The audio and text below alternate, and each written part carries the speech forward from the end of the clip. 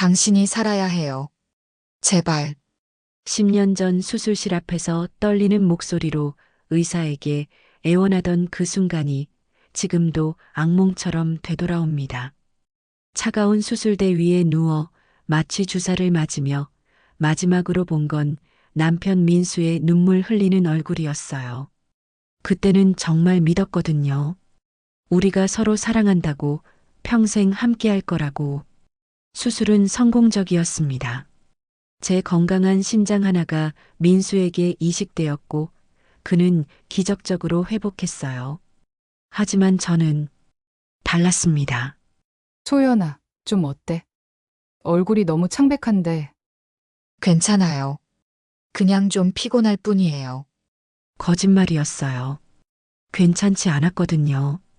수술 후유증은 생각보다 심했습니다. 조금만 움직여도 숨이 차고 계단을 오르면 어지러워서 주저앉기 일쑤였어요. 의사는 개인차가 있다며 시간이 지나면 나아질 것이라고 했지만 10년이 지난 지금도 여전히 약을 달고 살고 있습니다. 아침 7시 알람이 울리면 가장 먼저 하는 일이 약통을 여는 것입니다. 혈압약, 신장기능 보조제, 비타민, 색깔도 크기도 제각각인 알약들이 제 하루를 시작해 줍니다. 하루도 빠뜨린 적이 없어요. 빠뜨리면 안 되거든요. 심장이 하나뿐이니까. 거울 속 제 모습을 봅니다. 수술 전보다 10kg는 빠진 것 같아요.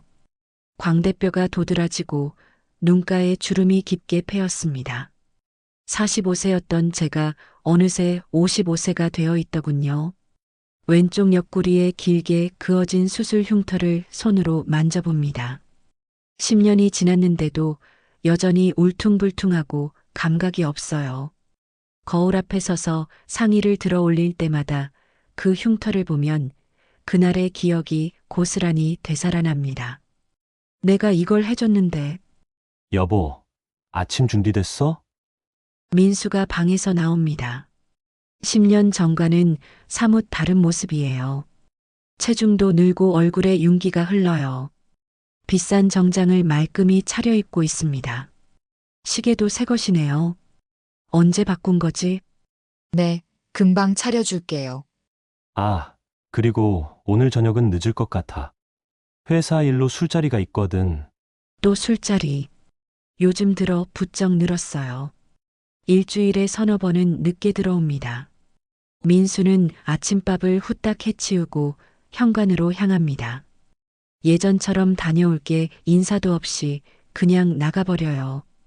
뽀뽀는커녕 눈도 제대로 마주치지 않고. 언제부터였을까? 우리 사이가 이렇게 차가워진 게. 설거지를 하면서 생각해 봅니다. 아마 불임 진단을 받은 후부터였을 거예요. 수술 후유증으로 몸이 약해진 제가 아이를 가질 수 없다는 판정을 받았을 때 민수의 눈빛이 달라졌거든요. 괜찮아. 소연아. 우리 둘이서도 충분히 행복할 수 있어. 그때는 그렇게 말했지만 속마음은 달랐나 봅니다. 불임 치료를 받을 때가 가장 힘들었어요. 호르몬 주사를 맞느라 온몸이 붓고 매달 실패할 때마다 민수의 표정이 조금씩 어두워지는 게 느껴졌거든요. 소연아, 이번에도 안 됐네. 미안해요. 제가 몸이 안 좋아서. 무슨 소리야. 네 잘못이 아니야. 말은 그렇게 했지만 민수의 어깨가 점점 축 처지는 게 보였어요. 그리고 어느 순간부터는 치료받는 것조차 포기하자고 하더군요. 오후 2시 동네 마트에서 장을 보다가 옆에서 수군거리는 소리가 들렸습니다. 어머, 그거 알아? 김민수 씨 요즘 대박 났다며? 김민수 씨? 그게 누군데? 저기 우리 아파트 304동에 사는 김민수 씨. 부인이 아프다고 하는 그 집 말이야. 귀가 쫑긋 서더군요. 우리 얘기인 것 같아서. 아, 맞아. 들었어. 부동산 투자로 떼돈을 벌었다며? 몇십억은 번 것 같던데. 정말? 그럼 이제 부자네. 근데 부인은 맨날 마트에서 할인 상품만 사던데. 참 안 됐다. 맞아. 남편은 돈 벌었는데 부인만 모르나 봐. 아니면 일부러 안 알려주는 건가? 순간 손에 들고 있던 특가 두부가 바닥에 떨어졌습니다. 몇십억? 민수가? 두부를 주우면서 손이 덜덜 떨렸어요. 주변 사람들의 시선이 느껴졌지만 신경 쓸 겨를이 없었습니다. 그럴 리가 없어. 설마. 하지만 생각해보니 이상한 점이 한두 개가 아니었어요. 언제부터인가 민수가 옷차림이 좋아졌고 새로 산 고급 시계도 차고 있었죠. 그런데 저에게는 생활비조차 제대로 주지 않았어요. 집으로 돌아오는 길 머릿속이 복잡했습니다. 민수가 큰 돈을 벌었다고? 그럼 왜 저한테는 아무 말이 없었을까요? 왜 저는 여전히 마트 할인 코너를 기웃거리고 있는 걸까요? 설마 그럴 리가 없어. 현관문을 열고 들어서는데 테이블 위에 민수의 휴대폰이 놓여 있었습니다. 집에 두고 갔나 보네요. 그때 휴대폰이 울렸습니다. 미라. 화면에 뜬 이름을 보는 순간 심장이 쿵 떨어지는 느낌이었습니다. 미라? 누구지? 왜 하트 표시가 붙어 있지? 전화는 계속 울렸습니다. 손이 떨렸어요. 받아야 할까 말아야 할까? 결국 전화는 끊어졌습니다. 하지만 제 의심은 시작되었어요. 휴대폰을 가만히 바라보다가 문득 용기를 내어 메시지함을 열어봤습니다.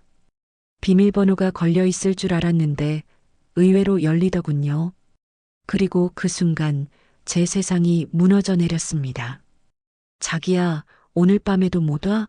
너무 보고 싶어. 아기 때문에 입덧이 심해. 빨리 와서 챙겨줘. 시어머니가 며느리 자랑을 계속하시네. 언제까지 숨길 거야? 메시지들이 주르르 올라왔어요. 날짜를 보니 몇 달 전부터 계속 이어져 온 대화였습니다. 아기, 입덧?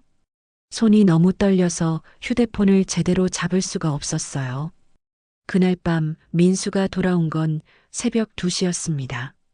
술 냄새를 풍기며 비틀거리더니 소파에 그대로 쓰러져 잠들었어요. 잠든 민수를 바라보며 생각했습니다. 정말 몰랐을까? 10년 동안 나만 모르고 있었던 걸까? 제 신장을 받아 살아난 이 사람이 지금 다른 여자와 아이까지 만들고 있다니. 다음 날 아침 민수는 아무 일 없다는 듯 출근 준비를 했습니다. 여보, 휴대폰 어디 뒀지? 테이블 위에 있어요. 아, 맞다. 어제 깜빡했네. 휴대폰을 집어드는 민수를 지켜봤습니다. 화면을 확인하는 그의 표정이 순간 굳어지더군요. 부재중 전화를 확인했구나. 그런데 여보, 어제 미라라는 분한테서 전화 왔던데. 누구예요? 민수의 손이 잠깐 멈췄습니다. 아주 잠깐이었지만 저는 놓치지 않았어요. 아, 그냥 회사 거래처 직원이야. 업무 때문에. 거짓말. 거래처 직원 이름에 하트를 붙일 리 없잖아요. 그래요? 그런데 무슨 업무길래 그렇게 밤 늦게 전화를 해요? 야근이 많은 부서거든.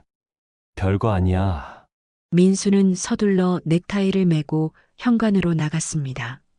뒷모습이 어딘가 초조해 보였어요. 문이 닫히자마자 저는 바로 행동에 나섰습니다. 옷장 깊숙이 숨겨뒀던 민수의 옛 서류들을 꺼내봤어요. 혹시 숨겨둔 통장이나 서류가 있을까 해서요. 그리고 정말로 찾았습니다. 투자 관련 서류들, 부동산 등기부등본, 그리고 은행 잔고증명서. 숫자를 보는 순간 현기증이 났습니다. 78억. 78억이 민수 앞으로 되어 있었어요. 이게 진짜야? 손이 떨려서 서류를 제대로 볼 수가 없었습니다. 10년 동안 저는 생활비 200만 원으로 쪼들리며 살았는데 민수는 78억을 갖고 있었다니. 그날부터 저는 결심했습니다. 직접 확인해 봐야겠어. 10년 전 수술대 위에서 마지막으로 본 그 눈물은 진짜였을까, 가짜였을까? 이제 알아볼 때가 된 것 같습니다. 거울 앞에 서서 다시 한번 수술 흉터를 만져봤어요. 이 흉터가 제게 말하고 있는 것 같았습니다. 이제 진실을 찾을 때야. 시댁에 가보자. 거울 속 제 모습에게 중얼거렸습니다. 창백한 얼굴, 움푹 들어간 눈가, 그리고 말라빠진 몸. 10년 전과는 완전히 다른 사람이 되어 있었어요. 하지만 눈빛만은 달랐습니다. 예전에 순종적이고 착한 며느리의 눈이 아니라 뭔가 결심을 품은 사람의 눈이었죠. 시댁은 서울에서 차로 2시간 거리에 있습니다. 민수가 성공했다면서도 시어머니를 모시지 않는 이유를 궁금해했었는데 이제 조금 이해가 되는 것 같아요. 혹시 거기서 뭔가 하고 있는 건 아닐까? 버스를 3번 갈아타고 시골길을 한참 걸어서야 시댁에 도착했습니다. 오랜만에 와보니 집이 많이 달라져 있더군요. 담장도 새로 쌓고 대문도 교체했네요. 정원에는 비싸게 보이는 조경수들이 심어져 있었고요. 역시 돈이 있긴 있었구나. 대문 앞에서 잠시 망설였습니다. 10달 만에 오는 시댁이었거든요. 민수는 어머니 건강이 안 좋으니까 자주 오지 말라고 했는데 지금 보니 핑계였던 것 같아요. 초인종을 눌렀습니다. 한참 후에 발소리가 들리더니 시어머니가 문을 열었어요. 어머, 소연아 갑자기 웬일이야? 시어머니의 표정이 영 좋지 않았습니다. 반가워하는 기색이라고는 전혀 없었어요. 안녕하세요, 어머니. 오랜만에 안부 인사드리러 왔어요. 아, 그래. 들어와. 시어머니는 어딘가 당황한 듯 보였습니다. 자꾸 안을 돌아보면서 제가 들어오는 걸 막으려는 듯한 제스처를 보이더군요. 현관을 들어서는 순간 여자 구두가 눈에 띄었습니다. 제 것도 아니고 시어머니 것도 아닌 예쁜 하이힐이었어요. 누구 신발이지? 어머니, 손님이 와 계신가 봐요? 아, 그게. 시어머니가 뭔가 말하려던 순간 안쪽에서 웃음소리가 들려왔습니다. 여자 웃음소리였어요. 그리고 곧이어 익숙한 남자 목소리가 들렸습니다. 어머니, 누가 왔어요? 민수였습니다. 민수가 왜 여기 있지? 회사에 있어야 하는 시간인데. 소연이가 왔어. 시어머니의 대답에 안에서 갑자기 조용해졌습니다. 뭔가 수군거리는 소리가 들리더니 민수가 나왔어요. 소연아, 갑자기 웬일이야? 민수의 얼굴에는 당황한 기색이 역력했습니다. 셔츠도 제대로 입지 않은 채로 나온 걸 보니 뭔가 급하게 나온 것 같았어요. 오랜만에 어머니 안부 인사드리러 왔어요. 당신은 회사에 있는 줄 알았는데 아, 그게 오늘 휴가야. 어머니 댁에 와서 집안일 좀 도와드리려고. 거짓말이었어요.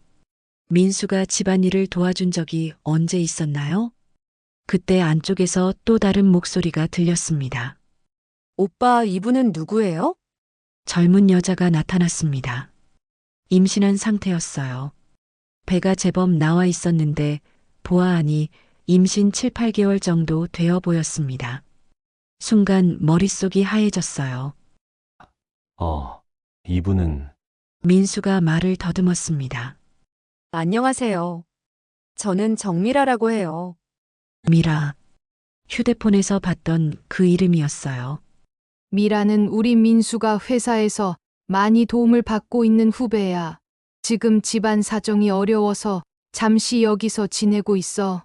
시어머니가 얼른 설명했지만 목소리에 떨림이 있었어요. 회사 후배? 그럼 왜 이렇게 다들 당황하는 거지? 미라를 자세히 보니 정말 예뻤어요. 저보다 한참 어리고 임신을 했는데도 얼굴은 윤기가 흘렀습니다. 무엇보다 뱃속의 아이 때문인지 행복해 보였어요. 순간 가슴이 아팠습니다. 제가 평생 갖고 싶어 했던 것을 저 여자가 갖고 있었거든요. 임신하셨나 봐요. 축하드려요. 감사해요. 8개월 됐어요. 미라가 배를 쓰다듬으며 미소 지었습니다. 그 모습이 너무나 자연스러워서 마치 이 집의 며느리인 것처럼 보였어요. 그런데 아기 아빠는 제가 묻자 갑자기 분위기가 어색해졌습니다. 그게 사정이 복잡해서 미라가 말끝을 흐렸어요. 그때 시어머니가 끼어들었습니다. 아이고, 서서 뭐해? 들어와서 앉아. 거실로 들어가니 상황이 더욱 이상했어요. 소파에는 남자 옷과 여자 옷이 함께 놓여 있었고 테이블 위에는 두 사람 분의 그릇이 있었어요. 이상해. 뭔가 이상해. 미라 씨는 언제부터 여기 계시는 거예요? 한 달 정도 된 것 같아요. 그럼 아기 아빠는 모르시나요? 8개월이나 됐는데. 제 질문에 미라가 민수를 쳐다봤어요. 그 눈빛에서 뭔가를 읽었습니다. 설마 소연아, 우리 좀 얘기할까? 민수가 제 팔을 잡고 밖으로 나가자고 했어요. 마당으로 나온 민수는 담배를 꺼내 물었습니다. 손이 떨리고 있었어요. 소연아, 미안하다. 뭐가 미안해요? 사실은 어쩌다 보니까 애엄마랑 그렇게 됐어. 심장이 멈추는 줄 알았어요. 뭐라고요? 미안해. 정말 미안해. 어쩌다 보니까. 어쩌다 보니까요. 어쩌다 보니까 아이까지 생겼다고요? 목소리가 커졌습니다. 10년 동안 꾹꾹 눌러 참았던 감정들이 터져 나오는 것 같았어요. 소연아, 목소리 좀 낮춰. 어머니가 들어. 들으면 어때요?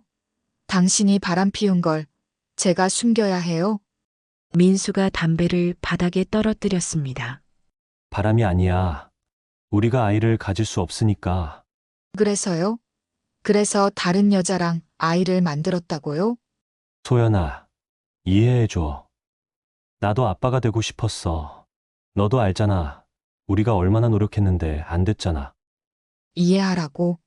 나보고 이해하라고. 제 신장을 받아서 살아난 이 사람이 지금 제게 다른 여자와의 불륜을 이해하라고 하고 있었어요. 정리하자. 소연아, 뭘 정리해요? 우리. 이제 그만하자. 미라가 아이도 낳을 거고, 나도 이제 아빠가 될 거야. 순간 다리에 힘이 빠졌어요. 담장에 기대서야 겨우 서 있을 수 있었습니다. 당신. 어떻게 그런 말을 해요? 내가 당신한테 뭘 해줬는데. 그건, 고마워. 정말 고마워. 하지만 이제는 고맙긴요. 그럼 애 데려와요. 내가 키우겠어요. 민수가 깜짝 놀랐어요. 뭐라고? 제가 키울게요. 그 아이. 제가 낳지 못한 아이니까 제가 키우겠어요. 소연아, 무슨 소리야? 농담으로 들려요? 당신 아이잖아요. 제가 키우는 게 당연하지 않아요? 민수의 얼굴이 굳어졌습니다. 소연아, 그건 안 돼. 미라가 키울 거야. 왜요? 법적으로는 제가 당신 아내인데. 그때 민수가 제게 차가운 눈빛을 보냈어요. 처음 보는 표정이었습니다. 소연아, 솔직히 말할게. 우리가 형식적으로 같이 살기만 했지. 진짜 부부는 아니었잖아. 뭐라고요? 너도 알잖아. 우리가 사랑하는 부부처럼 지낸 적 있어. 그냥 룸메이트처럼 살았잖아. 가슴이 찢어지는 것 같았어요. 당신이 그렇게 만든 거잖아요. 내가 아이를 가질 수 없다고 해서. 그래, 맞아. 그게 문제였어. 아이 없는 결혼이 무슨 의미가 있어? 그 순간 저는 깨달았어요. 이 사람이 진짜 어떤 사람인지를. 10년 전 수술대 위에서 흘렸던 민수의 눈물은 진짜였을지도 모릅니다. 하지만 그것도 잠깐이었어요. 제가 다시 건강해지고 나면 자신에게 도움이 될지 계산하고 있었던 거죠. 당신, 재산이 78억 있다면서요? 민수의 얼굴이 하얗게 변했어요. 뭐라고?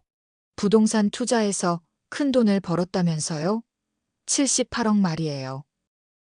너, 어떻게 그걸, 어떻게 알았냐고요? 당신 서류 다 봤어요. 통장도 보고. 민수가 뒤로 물러섰습니다. 소연아, 그건 그 돈으로 새 여자랑 살림 차리고 아이도 낳고 참 좋겠네요. 소연아, 진정해. 진정하라고요? 10년 동안 200만 원 생활비로 쪼들리며 살라고 해놓고 제 목소리가 점점 커졌어요. 참을 수가 없었거든요. 재산 분할 신청할 거예요. 뭐, 재산 분할이요. 78억의 절반. 39억 달라고요. 민수가 헛웃음을 쳤어요. 소연아, 그 돈은 내가 번 거야. 네가 뭘 했다고. 제가 뭘 했냐고요? 수술 흉터가 아프기 시작했어요.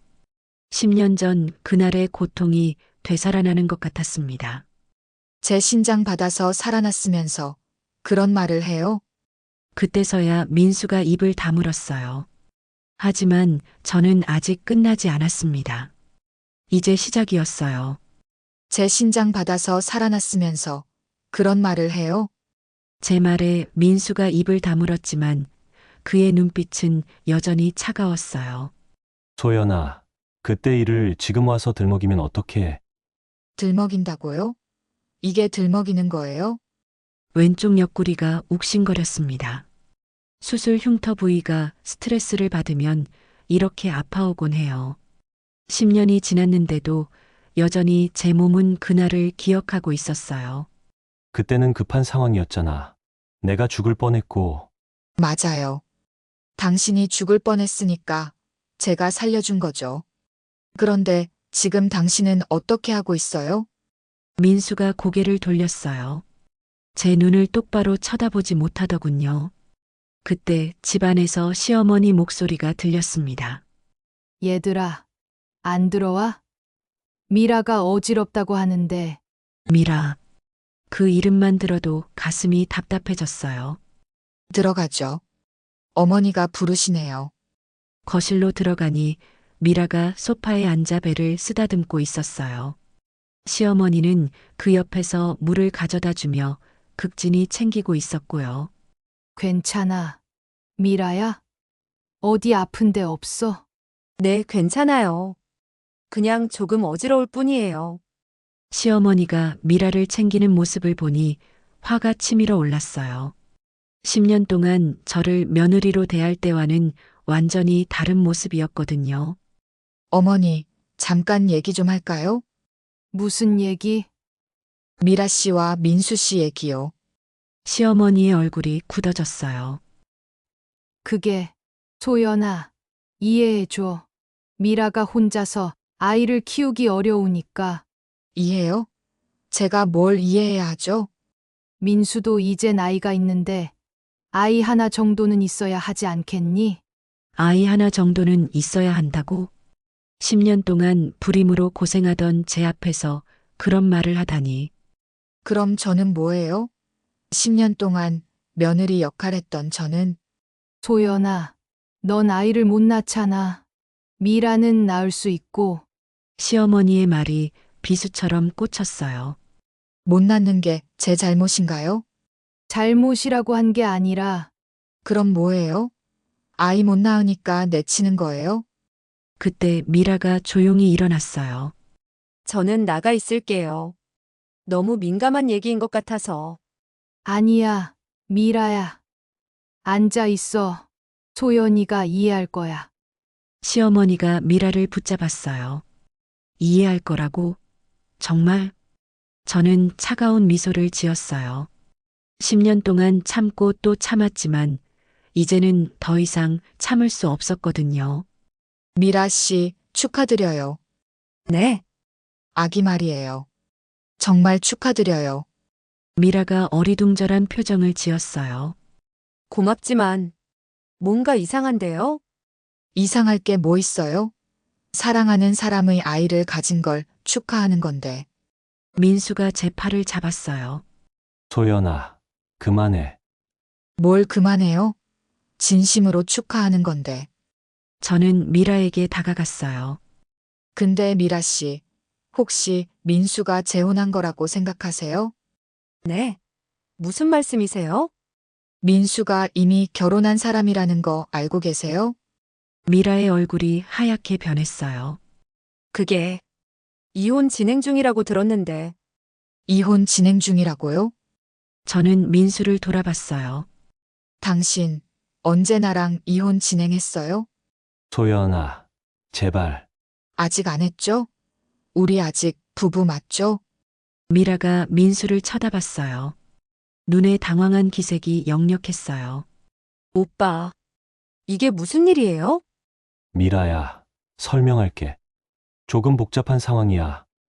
복잡한 상황이요? 뭐가 복잡해요? 제가 끼어들었어요. 간단해요. 민수는 아직 제 남편이고 당신은 유부남의 아이를 가진 거예요. 미라가 뒤로 물러섰어요. 그럴 리가. 오빠가 이혼했다고. 거짓말이에요.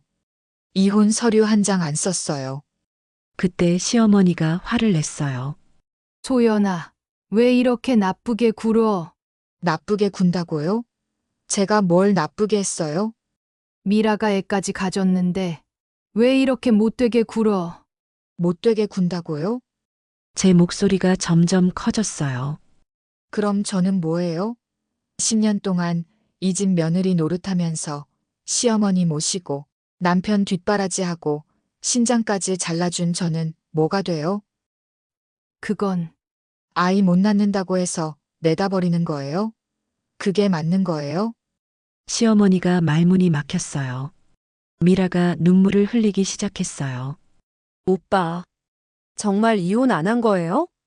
미라야, 내가 설명할게. 설명은 무슨 설명이에요? 미라가 소리쳤어요. 저를 바보로 만든 거예요? 이혼했다고 거짓말하고. 미라야, 진정해. 배속 아이한테 안 좋아. 민수가 미라를 달래려 했지만 미라는 그의 손을 뿌리쳤어요. 지금 그런 소리 할 때예요? 저는 불륜을 저지른 거잖아요. 이제야 정신을 차리는군.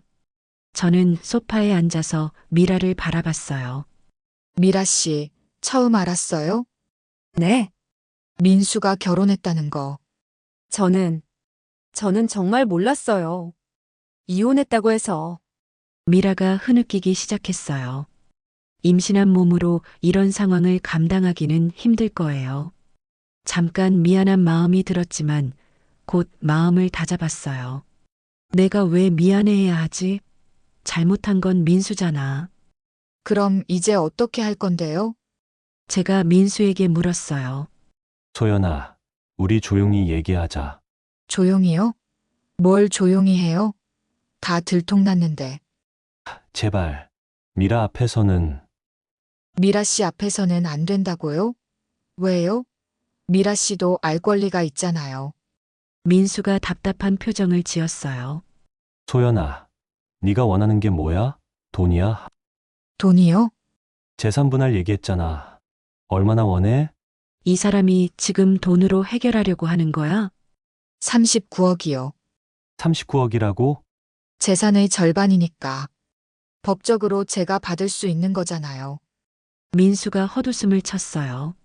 소연아, 그 돈은 내가 피땀 흘려서 번 거야. 피땀이요? 저도 웃었어요. 차가운 웃음이었어요. 제 신장 받아서 건강해진 다음에 번 거 아니에요?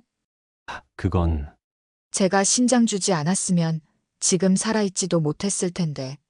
민수가 할 말을 잃었어요. 그리고 39억은 시작이에요. 시작이라고? 위자료는 따로 계산해야죠. 정신적 피해, 불륜으로 인한 상처. 그것까지 합치면 얼마나 될까요? 민수의 얼굴이 파랗게 변했어요. 소연아, 너 정말 그럴 거야? 그럴 거냐고요? 이미 그러고 있는데. 제가 가방에서 휴대폰을 꺼냈어요. 변호사 선임할 거예요. 내일 당장.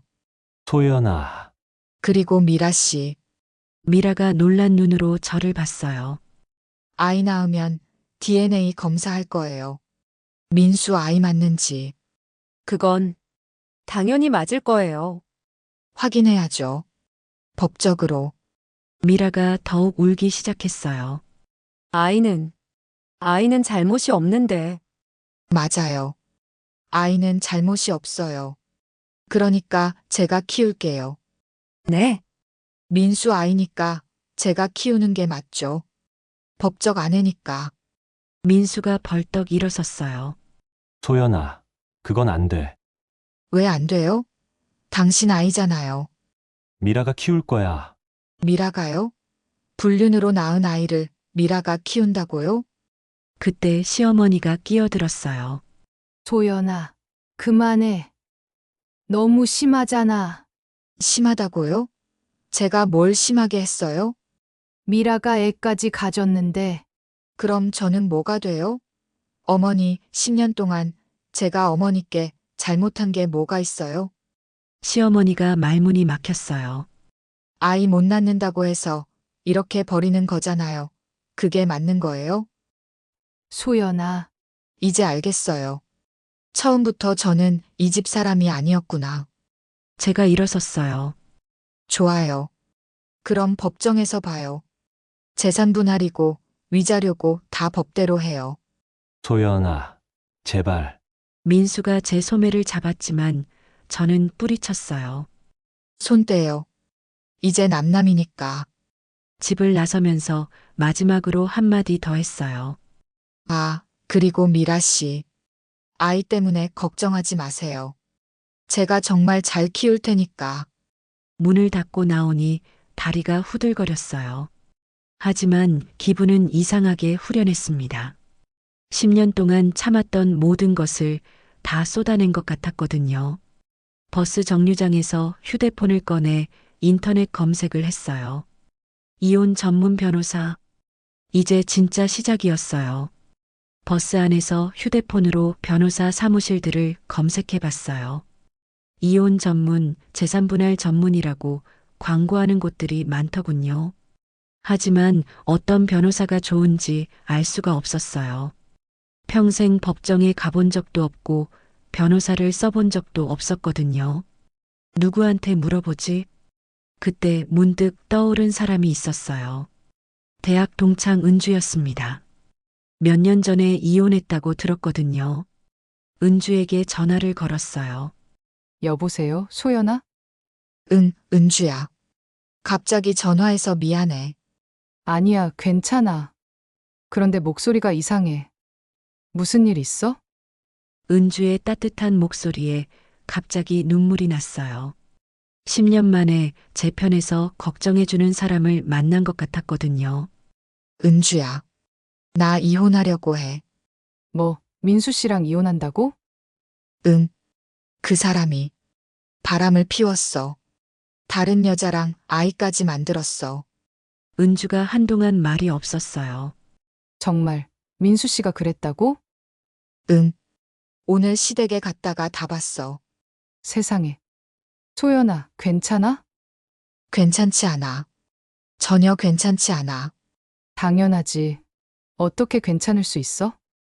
은주가 제 마음을 이해해 주니까 더 눈물이 났어요. 은주야, 변호사 좀 소개해 줄 수 있어? 너 이혼할 때 도움받은 변호사 말이야. 물론이지. 한정우 변호사님인데 정말 실력 좋으셔.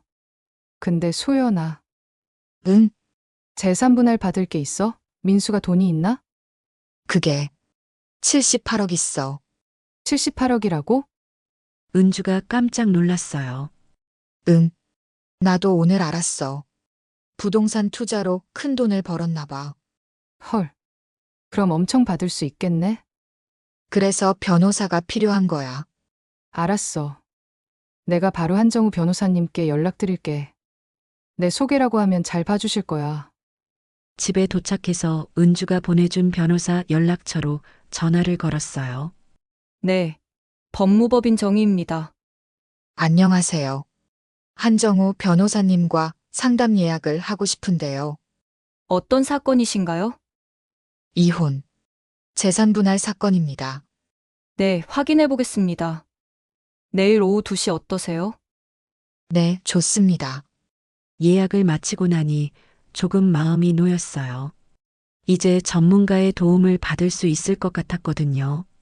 다음 날 오후 법무법인 정의에 도착했어요. 강남에 있는 큰 빌딩이었습니다. 로비부터 범상치 않은 분위기였어요. 한정우 변호사는 40대 중반 정도로 보이는 남자였어요. 첫 인상이 신뢰감을 주는 사람이었습니다. 안녕하세요. 은주 씨 소개로 오셨다고 하던데요. 네, 맞습니다. 박소연입니다. 앉으세요. 차부터 드시고 천천히 얘기해 봅시다. 한정우 변호사는 제 얘기를 차근차근 들어주었어요. 신장 이식 얘기부터 시작해서 시댁에서 있었던 일까지 모든 걸 다 말했습니다. 정말 고생 많으셨네요. 변호사가 진심으로 동정하는 눈빛을 보였어요.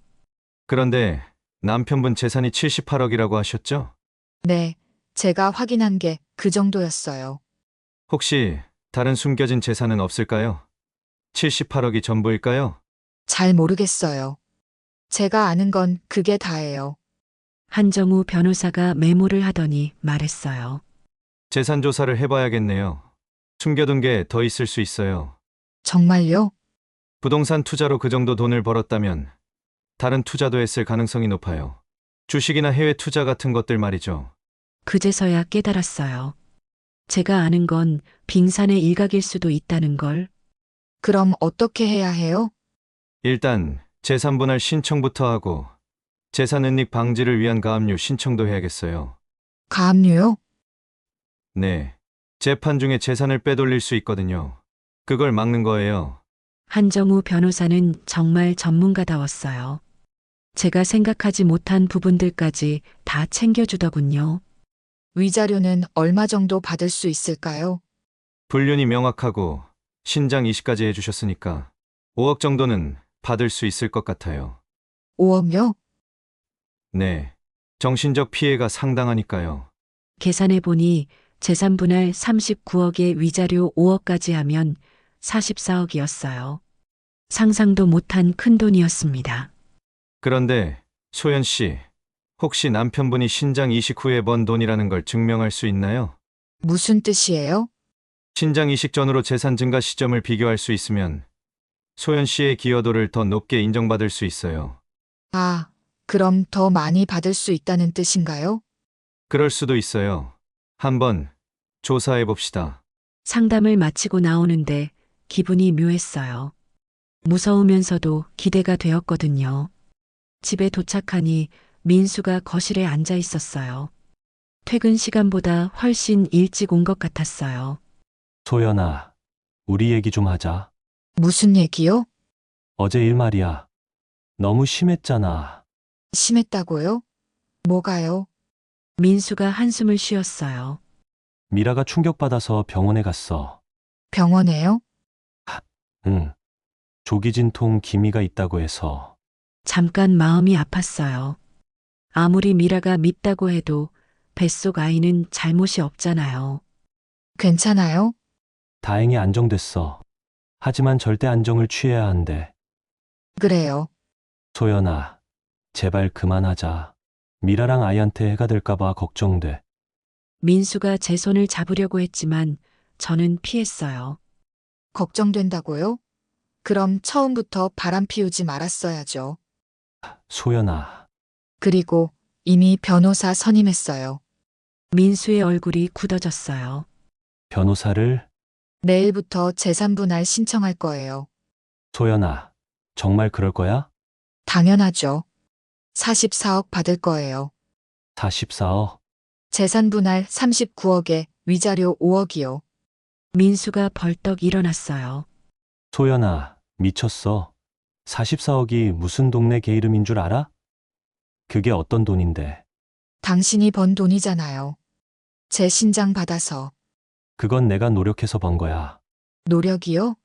제 신장 없었으면 죽었을 텐데 무슨 노력이에요? 민수가 머리를 감싸쥐었어요. 소연아, 우리 합의하자. 10억 줄게. 10억이요? 응. 10억이면 평생 편하게 살 수 있어. 저는 웃었어요. 44억 받을 수 있는데 왜 10억으로 합의해요? 소연아, 너무 욕심 부리지 마. 욕심이라고요? 제가 받을 권리가 있는 돈인데 그때 민수가 갑자기 화를 냈어요. 소연아, 네가 나한테 뭘 해줬다고 그래? 신장 하나 줬다고 평생 떵떵거리며 살려고 해. 뭐라고요? 신장 이식은 네 선택이었어. 내가 강요한 것도 아니고. 가슴이 찢어지는 것 같았어요. 제 선택이라고요? 당신이 죽어간다고 해서. 그래도 네 선택이잖아. 그걸로 평생 나를 올가매려고 해? 순간 모든 게 명확해졌어요. 이 사람은 처음부터 제 희생을 당연하게 여기고 있었던 거예요. 좋아요. 그럼 법정에서 봐요. 소연아, 더 이상 할 말 없어요. 변호사 통해서 연락하세요. 제 방으로 들어가서 문을 잠갔어요. 그리고 한정우 변호사에게 문자를 보냈어요. 내일 당장 가압류 신청해 주세요. 재산 빼돌릴 것 같아요. 10분 후 답장이 왔어요. 알겠습니다. 내일 오전에 바로 진행하겠습니다. 이제 정말 돌이킬 수 없는 지점을 넘어선 것 같았어요. 하지만 후회는 없었습니다. 다음 날 아침 일찍 한정우 변호사에게서 전화가 왔어요. 소연 씨, 가압류 신청 완료했습니다. 그런데 조사하면서 놀라운 사실을 발견했어요. 무슨 사실이요? 남편분 재산이 78억이 아니에요. 심장이 빨리 뛰기 시작했어요. 그럼 얼마예요? 285억입니다. 285억이라고요? 휴대폰을 떨어뜨릴 뻔했어요. 285억이라니 상상도 못한 규모였거든요. 해외 계좌, 페이퍼 컴퍼니, 비트코인까지 정말 교묘하게 숨겨뒀더군요. 어떻게 그걸 알아냈어요? 전문 회계사와 함께 조사했어요. 신장 이식 후 10년간의 자금 흐름을 추적해보니까 정말 놀라운 결과가 나왔어요. 한정우 변호사의 목소리에 흥분이 섞여 있었어요. 그리고 더 중요한 사실은 그 돈의 시작점이 소연 씨와 관련되어 있다는 거예요. 저와요? 네. 신장 이식 의료보험금 3억 원, 그리고 변호사가 잠시 말을 멈췄어요. 그리고 뭐예요? 소연 씨 아버님 땅이요. 아버지 땅이요? 네. 소연 씨 아버님이 돌아가신 후에 상속받은 땅을 민수 씨가 몰래 팔았어요. 15억이에요. 머릿속이 하얘졌어요. 그럴 리가. 아버지 땅은 제가 포기했어요. 시댁 형편이 어려워서. 포기한 게 아니라 민수 씨 명의로 이전했더군요. 그리고 바로 매각했어요. 가슴이 터질 것 같았어요. 아버지가 평생 지키시던 그 땅을 민수가 저 모르게 팔았다니. 즉, 285억의 시작점이 총 18억이고 이게 모두 소연 씨 관련 돈이에요. 재산 분할에서 아주 유리한 증거가 될 겁니다. 그럼 얼마나 받을 수 있어요? 최소 150억은 받을 수 있을 것 같아요. 위자료까지 합치면 160억 정도요. 160억? 상상도 못한 숫자였어요. 법무법인으로 향하는 지하철 안에서 계속 생각했어요. 민수가 아버지 땅까지 팔았다니. 그것도 저 모르게. 아버지, 미안해요. 아버지는 그 땅을 정말 아끼셨어요. 이 땅만은 절대 팔지 말라고 하셨는데 민수가 몰래 팔아버렸다니. 법무법인에 도착하니 한정우 변호사가 서류 더미를 앞에 두고 기다리고 있었어요. 소연 씨, 앉으세요. 자세히 설명드릴게요. 변호사가 차트를 보여주었어요. 2014년 신장 이식 후 민수 씨의 재산 증가 추이입니다. 의료보험금 3억으로 시작해서 2015년 아버님 땅 매각 15억, 이걸로 부동산 투자를 시작했어요.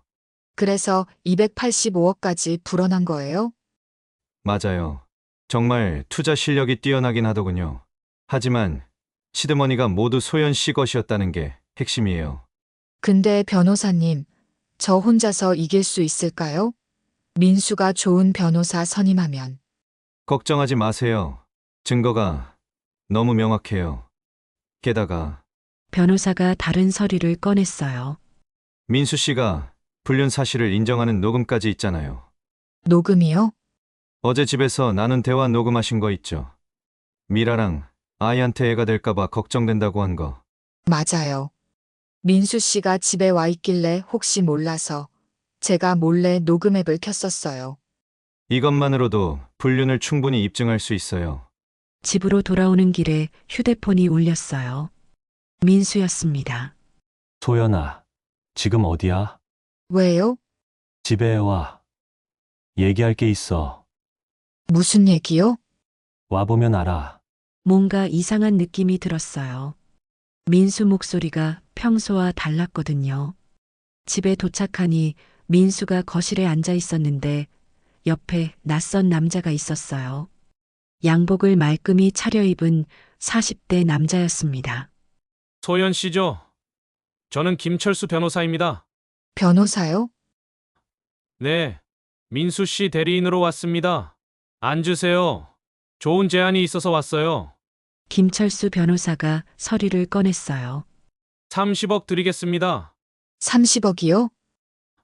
네, 합의금으로 30억, 그리고 깔끔하게 이혼하는 거예요. 30억도 엄청난 돈이었지만 160억과 비교하면 세 발의 피였어요. 거절할게요. 소연 씨, 다시 생각해 보세요. 30억이면 평생 편하게 사실 수 있어요. 아니에요. 법정에서 받을 수 있는 만큼 받을 거예요. 김철수 변호사가 민수를 쳐다봤어요. 그럼 할 수 없네요. 변호사가 다른 서류를 꺼냈어요. 소연 씨, 이거 보세요. 서류를 보니 제가 신장 이식을 해주겠다고 서명한 동의서였어요. 이게 뭐죠? 자발적 기증 동의서입니다. 소연 씨가 자발적으로 기증한 거라고 명시되어 있어요. 그게 어떻다는 거예요? 즉, 민수 씨에게 신장 이식을 해준 것에 대한 대가를 이미 받았다고 볼 수 있어요. 무슨 말이에요? 부부간의 의무라는 거죠. 신장을 떼어주는 게 부부의 의무라고요? 법적으로는 그렇게 해석될 수 있어요. 소연아, 그때 너도 자발적으로 한 거잖아. 내가 강요한 적 없어. 자발적이라고요? 응. 네가 먼저 하겠다고 했어. 기억 안 나? 기억났어요. 분명히 제가 먼저 제안했었죠. 하지만 그때 상황이 어땠는데요? 당신이 죽어간다고 해서 그런 거잖아요. 그래도 네 선택이었어. 김철수 변호사가 끼어들었어요. 그리고 소연 씨, 한 가지 더 말씀드릴 게 있어요. 뭐예요? 아버님 땅 말이에요. 가슴이 철렁했어요. 그게 어떻다는 거죠? 소연 씨가 자발적으로 포기하셨잖아요. 여기 포기각서도 있고요. 변호사가 또 다른 서류를 보여줬어요. 분명히 제 서명이 있었어요. 제가 언제 이런 걸 썼죠? 2015년 3월 15일자네요. 그때가 아버지 돌아가신 직후였어요. 시댁 형편이 어렵다고 해서 상속을 포기한다고 서명했었는데 포기한 거랑 당신 명의로 넘긴 거랑은 다르잖아요. 하지만 법적으로는 소연 씨가 권리를 포기한 걸로 되어 있어요. 머릿속이 복잡해졌어요. 민수가 이렇게 치밀하게 준비하고 있었다니. 그리고 소연 씨, 혹시 불륜을 저지른 적 있으신가요?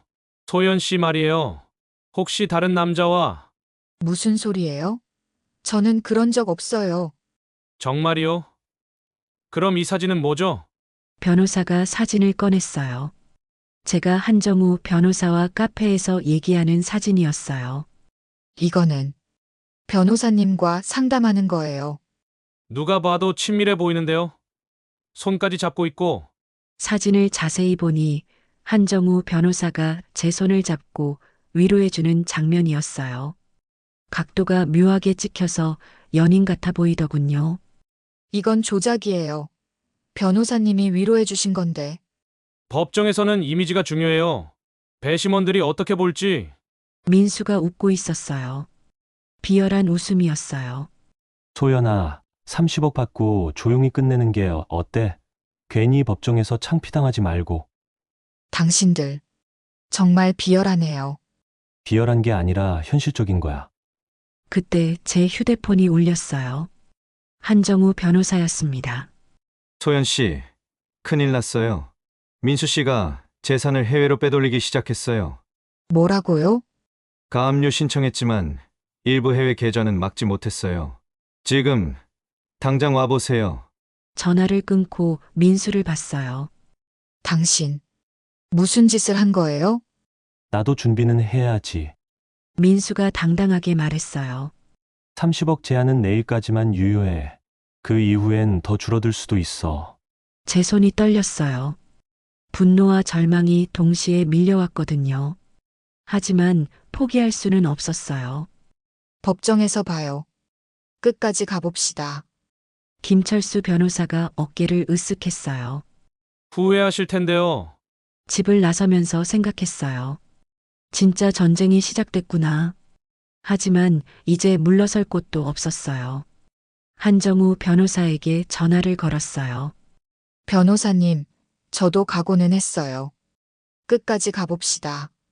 한정우 변호사 사무실에 도착했을 때는 이미 밤 9시가 넘어 있었어요. 사무실에는 변호사와 회계사, 그리고 몇 명의 직원들이 모여 있었습니다. 소연 씨, 상황이 심각해요. 한정우 변호사의 얼굴이 굳어 있었어요. 얼마나 빼돌렸어요? 현재까지 확인된 것만 80억 정도예요. 싱가포르, 홍콩, 스위스, 여러 나라로 분산시켰어요.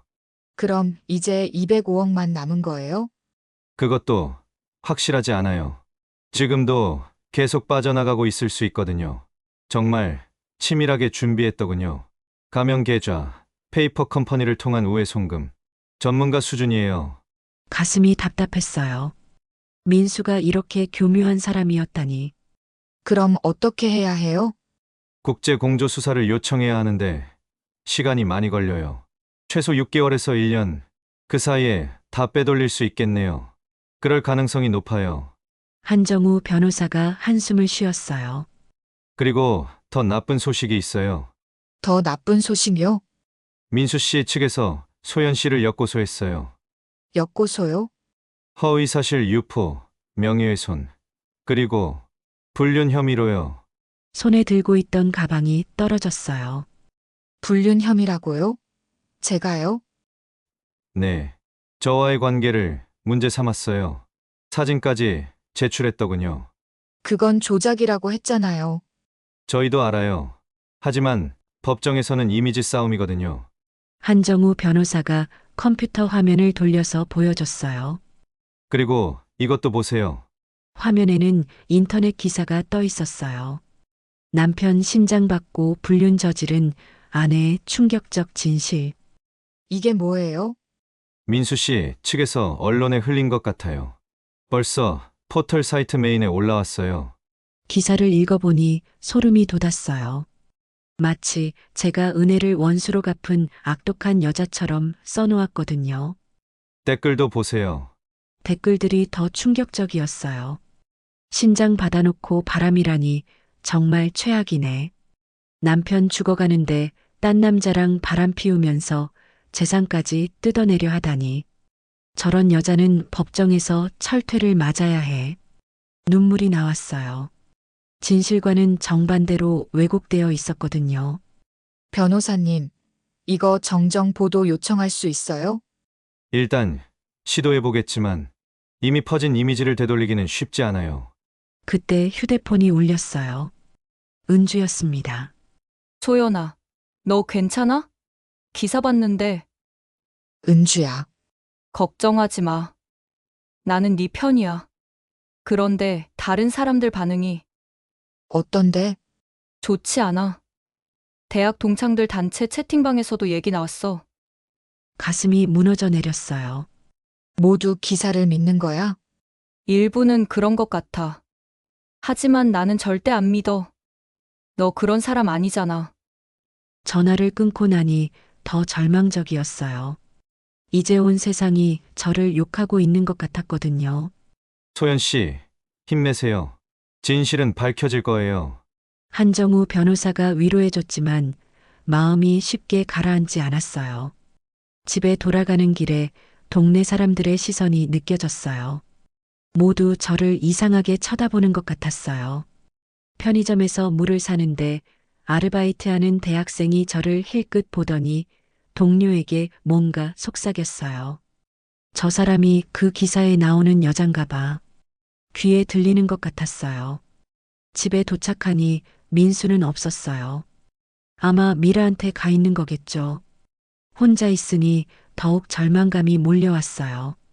10년 동안 쌓아온 모든 것이 하루아침에 무너져 내리는 느낌이었거든요. 그때 또 휴대폰이 울렸어요. 모르는 번호였어요. 여보세요? 당신이 박소연이에요? 네, 그런데 누구세요? 기사 봤어요. 정말 한심하네요. 남편 신장 받아놓고 바람이라니. 양심도 없어요? 욕설이 쏟아져 나왔어요. 전화를 끊었지만 또 다른 번호에서 전화가 왔어요. 이번에는 더 악랄한 욕설이었어요. 휴대폰을 꺼버렸어요. 하지만 마음의 상처는 꺼지지 않았죠. 거울을 봤어요. 수척해진 얼굴, 깊어진 주름, 그리고 절망에 찬 눈빛. 이게 제 모습이었어요. 정말 이길 수 있을까? 처음으로 의심이 들었어요. 다음 날 아침 한정우 변호사에게서 전화가 왔어요. 소연 씨, 더 나쁜 소식이 있어요. 뭐예요? 민수 씨가 신장 이식 무효 소송을 제기했어요. 무효 소송이요? 강요에 의한 이식이었다고 주장하면서 의료진을 매수해서 강제로 이식했다는 거예요. 말이 안 되는 소리였어요. 그런 게 가능해요? 법리적으로는 말이 안 되지만 여론전 차원에서는 효과적이에요. 그럼 어떻게 해야 해요? 일단 반박 자료를 준비해야겠어요. 당시 의료진 증언도 받고. 하지만 변호사 목소리에도 확신이 없었어요. 오후에 법원에 재산분할 신청서를 제출하러 갔어요. 법원 앞에는 기자들이 몰려 있었어요. 박소연 씨, 불륜 사실 인정하시나요? 남편 신장 받고 바람 피운 게 사실인가요? 재산 노린 계획적 범죄 아니었나요? 플래시가 터졌고 마이크가 저를 향해 쏠렸어요. 한정우 변호사가 저를 보호하며 법원 안으로 들어갔지만 마음은 이미 상처투성이었어요.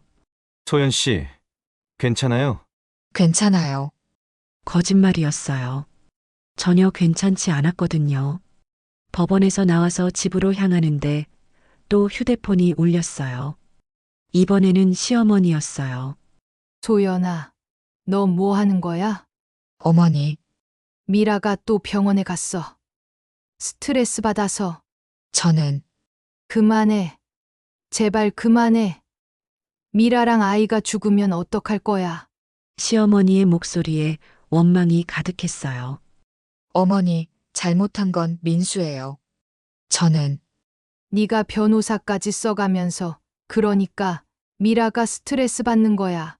그럼 저는 어떡해요? 10년 동안 희생한 건 아무것도 아니에요? 희생이라고? 남편 신장 주는 게 희생이야? 그냥 당연한 거 아니야? 어머니, 정말 그렇게 생각하세요? 그럼 뭐야? 신장 하나 줬다고 평생 우리 민수 괴롭힐 거야? 전화를 끊었어요. 더 이상 들을 수가 없었거든요. 집에 도착해서 소파에 주저앉았어요. 온몸에 힘이 빠지는 것 같았어요. 정말 내가 잘못한 걸까? 신장 준 건 정말 내 의무였을까? 160억은 너무 욕심부린 걸까? 온갖 의심이 머릿속을 맴돌았어요. 그때 문자가 왔어요. 민수였습니다. 소연아, 마지막으로 제안할게. 20억 줄 테니까 조용히 끝내자. 여기서 더 나가면 너만 손해야. 20억. 처음 제안했던 30억에서 10억이 줄었어요. 시간이 지날수록 더 줄어들 거야. 생각해봐. 손이 떨렸어요. 정말 이대로 포기해야 하는 걸까요? 밖에서 빗소리가 들렸어요. 언제부터인지 비가 내리기 시작했더군요. 창문을 통해 비 내리는 거리를 봤어요. 사람들은 모두 우산을 쓰고 급하게 걸어가고 있었어요. 저만 혼자 비를 맞고 서 있는 기분이었어요. 휴대폰을 보니 한정우 변호사에게서 문자가 와 있었어요. 소연 씨, 힘내세요. 내일 중요한 증인을 만날 수 있을 것 같아요. 하지만 그 문자마저도 희망처럼 느껴지지 않았어요. 정말 바닥까지 떨어진 기분이었거든요. 다음 날 아침 한정우 변호사에게서 급한 전화가 왔어요. 소연 씨, 지금 당장 사무실로 와보세요. 정말 중요한 분이 와 계세요. 누구세요? 와보시면 알 거예요. 정말 이 재판을 뒤집을 수도 있어요. 법무법인에 도착했을 때 변호사 사무실에는 50대 중반으로 보이는 남자가 앉아 있었어요. 어딘가 익숙한 얼굴이었습니다. 소연 씨, 이분은 정혁수 씨예요. 민수 씨, 회사 전 동료분이에요. 정혁수? 어디서 들어본 이름이었어요. 안녕하세요. 기사 보고 너무 화가 나서 왔어요. 기사요? 민수가 얼마나 나쁜 놈인지 아시나요? 정혁수 씨의 목소리에 분노가 섞여 있었어요. 사실 저는 민수의 부동산 투자 파트너였어요. 그런데 이 놈이 저를 속이고 돈을 빼돌렸거든요. 285억 중에 제 돈이 50억 들어가 있어요. 민수가 제 이름으로 투자했다가 나중에 자기 것으로 돌렸어요. 한정우 변호사가 흥미진진한 표정으로 말했어요. 정 씨가 결정적인 증거를 가지고 오셨어요. 정혁수 씨가 USB를 꺼냈어요. 민수가 저한테 보낸 메일들이에요. 소연 씨 아버님 땅 팔아서 번 돈으로 투자를 시작했다고 자랑하는 내용이 다 들어있어요. 정말요? 그뿐만 아니에요. 미라와의 불륜도 자세히 나와 있어요. 임신시킨 것도, 시어머니가 도와주고 있다는 것도요. 가슴이 두근거렸어요. 드디어 결정적인 증거가 나타난 거예요. 왜 이제야 나타나신 거예요? 사실 저도 민수한테 속아서 손해를 봤거든요. 그런데 기사를 보니까 너무 화가 났어요. 선량한 아내를 이렇게 매도하다니. 정혁수 씨가 컴퓨터 화면을 가리켰어요. 이 메일 보세요. 2015년 3월 날짜예요. 메일 내용을 읽는 순간 충격을 받았어요. 혁수야, 이번에 정말 대박 났다. 아내 아버지 땅을 15억에 팔았어. 아내는 시댁 도와주는 줄 알고 있지만 사실은 내가 다 가로챈 거야. 이 돈으로 강남 건물 투자하면 10년 안에 100억은 만들 수 있을 거야. 이 나쁜 놈이. 제 손이 떨렸어요. 민수가 처음부터 저를 속일 계획이었던 거예요. 더 있어요. 정혁수 씨가 다른 메일을 열었어요. 아내가 신장 이식 의료보험금 3억 받은 걸 모르고 있어. 이것도 내가 투자 자금으로 써버렸지. 의료보험금까지. 소연 씨 명의로 나온 보험금을 민수가 몰래 가로챈 거예요. 한정우 변호사가 종이에 메모를 하면서 말했어요. 이것만으로도 재산 분할에서 압도적으로 유리해졌어요. 그런데 더 있어요. 정혁수 씨가 더 충격적인 메일을 보여줬어요. 미라가 임신했어. 드디어 아들을 가질 수 있게 됐어. 아내는 불임이라 소용없고 이젠 미라랑 새 출발할 거야. 아내한테는 적당히 돈 좀 주고 조용히 보내려고 해. 제 눈에서 눈물이 흘렀어요. 분노의 눈물이었어요. 이 메일은 언제 것이에요? 6개월 전이에요. 즉, 미라가 임신하기 전부터 계획적으로 준비한 거죠. 계획적이라고요? 네. 미라를 만난 것도 우연이 아니에요. 젊고 임신 가능한 여자를 일부러 찾은 거예요. 정혁수 씨가 또 다른 증거를 보여줬어요. 이건 민수가 결혼정보회사에 등록한 거예요. 이미 1년 전부터 준비하고 있었어요. 결혼정보회사요? 네. 기혼자인데도 미혼으로 속이고 가입했어요. 미라도 그렇게 만난 거고요. 모든 퍼즐이 맞춰지는 느낌이었어요. 민수의 배신이 얼마나 계획적이고 치밀했는지 알 수 있었거든요. 정혁수 씨, 법정에서 증언해 주실 수 있겠어요? 물론이죠. 이런 나쁜 놈은 반드시 처벌받아야 해요. 한정우 변호사가 흥분한 목소리로 말했어요. 이제 역전할 수 있어요. 이 증거들로는 민수 씨가 절대 이길 수 없어요. 하지만 저는 아직 의심스러웠어요. 정혁수 씨, 그런데 왜 이제야 나타나신 거예요? 혹시 민수가 보낸 건 아니에요? 정혁수 씨가 씁쓸하게 웃었어요. 당연히 의심하시겠죠. 하지만 제가 민수한테 속아서 잃은 돈이 50억이에요. 저도 피해자라고요. 50억을요? 네. 민수가 공동 투자하자고 해서 돈을 맡겼는데 나중에 저 몰래 빼돌렸어요. 그래서 민수를 고소할 준비도 하고 있었거든요. 그제서야 믿을 수 있었어요. 정혁수 씨도 민수의 피해자였던 거예요. 그럼 이제 어떻게 해야 해요? 한정우 변호사가 달력을 보더니 말했어요. 다음 주 화요일이 첫 번째 재판이에요. 이 증거들을 모두 제출하겠어요. 그날 밤 처음으로 마음이 놓였어요. 드디어 진실을 밝힐 수 있는 증거가 생겼거든요. 하지만 민수도 가만히 있지 않을 거라는 걸 알고 있었어요. 다음 날 아침 예상대로 민수에게서 전화가 왔어요. 소연아, 만나자. 왜요? 마지막으로 얘기할 게 있어. 변호사 통해서 얘기해요. 소연아, 제발, 한 번만. 목소리에 절박함이 들려왔어요. 결국 동네 카페에서 만났어요. 민수는 완전히 다른 사람이 되어 있었어요. 수척해지고 눈가에 다크서클이 심했어요. 소연아, 미안해. 지금 와서 미안하다고요? 정말 미안해. 내가 잘못했어. 뭘 잘못했는지나 아세요? 민수가 고개를 숙였어요. 다 잘못했어. 바람 피운 것도, 재산 숨긴 것도, 내 아버지 땅 판 것도. 이제 와서 인정해봤자 늦었어요. 소연아, 제발 용서해줘. 나는 너 없이는 못 살아. 못 산다고요? 그럼 왜 미라랑 바람 피웠어요? 그건 내가 출세하고 나서 정신이 나갔었어. 정말 미친 짓이었어. 민수가 갑자기 무릎을 꿇었어요. 카페 안에 모든 사람들이 쳐다봤어요. 제발 용서해줘.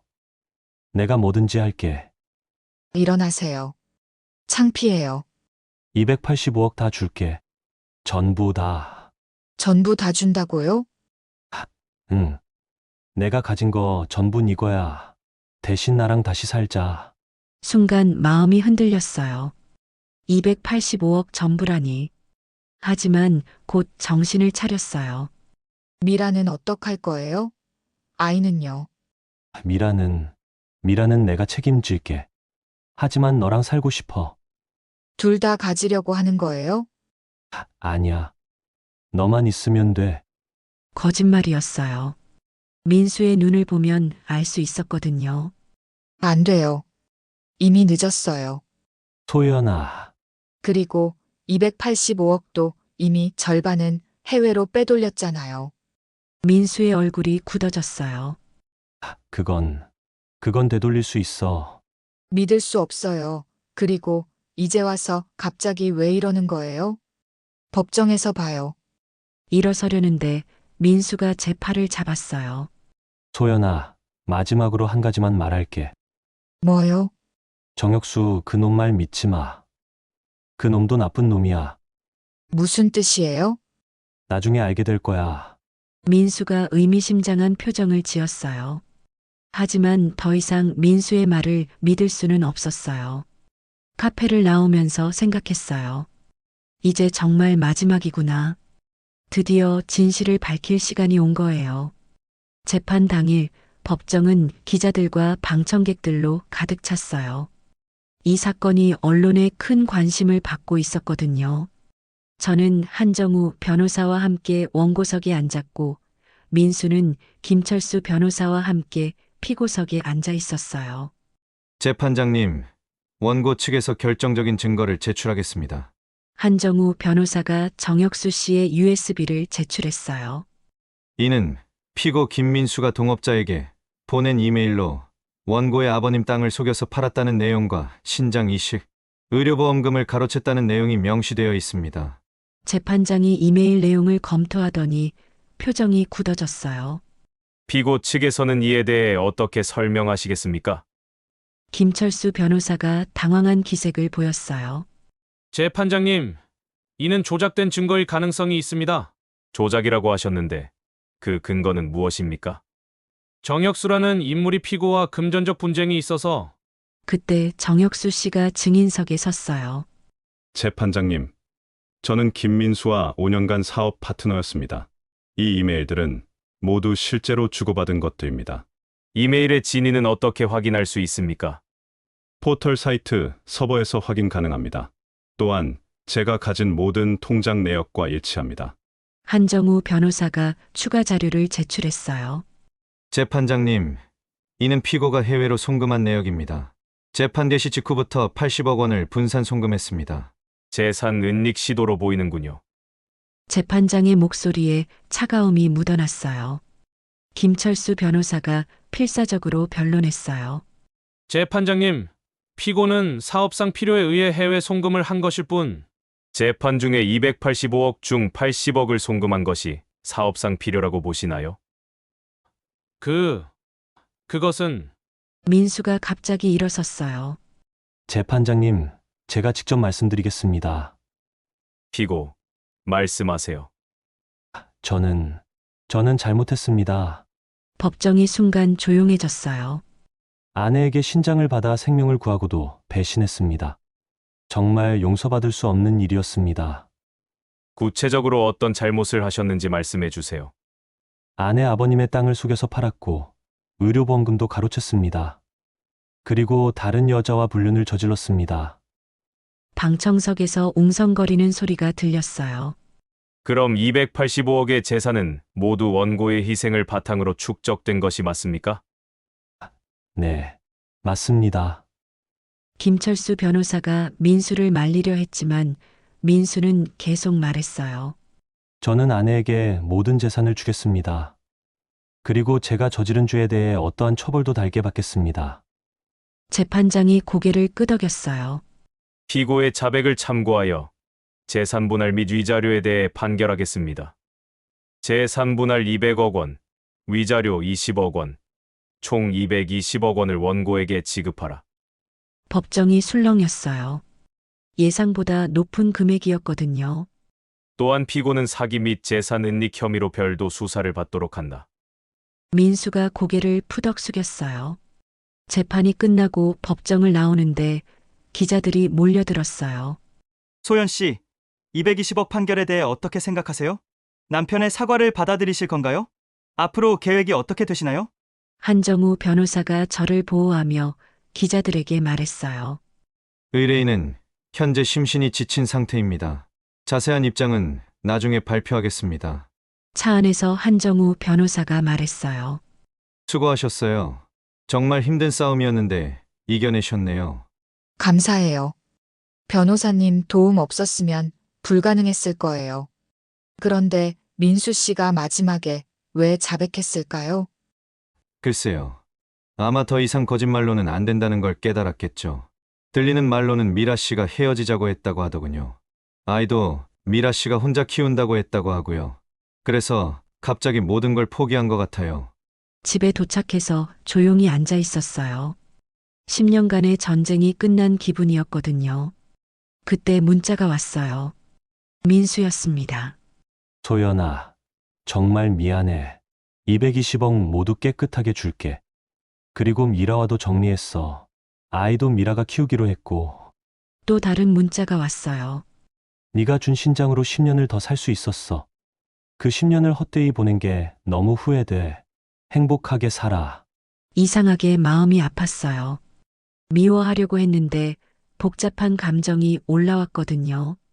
한 달 후 220억 원이 제 계좌로 들어왔어요. 상상도 못한 큰 돈이었어요. 은주가 축하하러 왔어요. 소연아, 정말 대단해. 끝까지 포기하지 않길 잘했어. 고마워, 은주야. 네가 변호사 소개해줘서 가능했어. 이제 뭐 할 거야? 생각해 본 적이 없었어요. 돈을 받는 것만 생각했지. 그 이유는 계획이 없었거든요. 아직 모르겠어. 천천히 생각해 볼게. 그날 밤 수술 흉터를 만져봤어요. 10년 전 이 흉터가 제게 고통을 줬지만 결국에는 제 인생을 바꾸는 증거가 되었더군요. 6개월 후 저는 작은 변화를 시작했어요. 불우한 환경의 아이들을 위한 장학재단을 만들었어요. 제가 받은 220억 중 100억을 출연했죠. 소연재단에서 첫 번째 장학생을 선발합니다. 신문 기사를 보니 뿌듯했어요. 또한 신장 이식 환자들을 위한 상담센터도 열었어요. 저와 같은 고통을 겪는 사람들에게 도움을 주고 싶었거든요. 센터장님 상담 신청이 너무 많아요. 괜찮아요. 모두 받아주세요. 바쁘게 살다 보니 과거의 아픔도 조금씩 치유되는 것 같았어요. 1년 후 민수에 대한 소식을 들었어요. 사기죄로 3년형을 받고 복역 중이라고 했어요. 미라는 아이를 낳았지만 민수와는 연락을 끊었다고 하더군요. 인과응보구나. 하지만 이상하게 민수에 대한 미움은 많이 사라져 있었어요. 제가 새로운 삶을 살게 되면서 과거에 대한 집착도 줄어든 것 같았거든요. 어느 날 시어머니에게서 연락이 왔어요. 소연아, 미안하다. 어머니, 내가 너무 못되게 굴었구나. 민수가 감옥에 들어가고 나서야 정신이 들었어. 괜찮아요, 어머니. 소연아, 혹시 나를 용서해 줄 수 있겠니? 전화기 너머로 시어머니의 울음소리가 들렸어요. 어머니, 저도 이제는 과거에 얽매이고 싶지 않아요. 서로 새로운 시작을 해요. 지금 저는 55세입니다. 늦은 나이지만 새로운 인생을 살고 있어요. 돈도 중요하지만 더 중요한 건 제 자신을 찾았다는 거예요. 10년 동안 잃어버렸던 박소연이라는 사람을 다시 찾았거든요. 거울을 보면 여전히 수술 흉터가 있어요. 하지만 이제 그 흉터가 부끄럽지 않아요. 오히려 제가 얼마나 강한 사람인지 보여주는 증거 같거든요. 창밖으로 석양이 지고 있어요. 하루가 끝나고 새로운 하루가 시작될 거예요. 제 인생의 후반부도 마찬가지예요. 과거는 끝났고 이제 새로운 시작입니다. 그 시작이 얼마나 아름다울지 저도 기대되네요. 여러분의 생각은 어떠신가요? 댓글로 남겨주시고 구독과 좋아요는 영상 제작에 큰 힘이 됩니다. 감사합니다.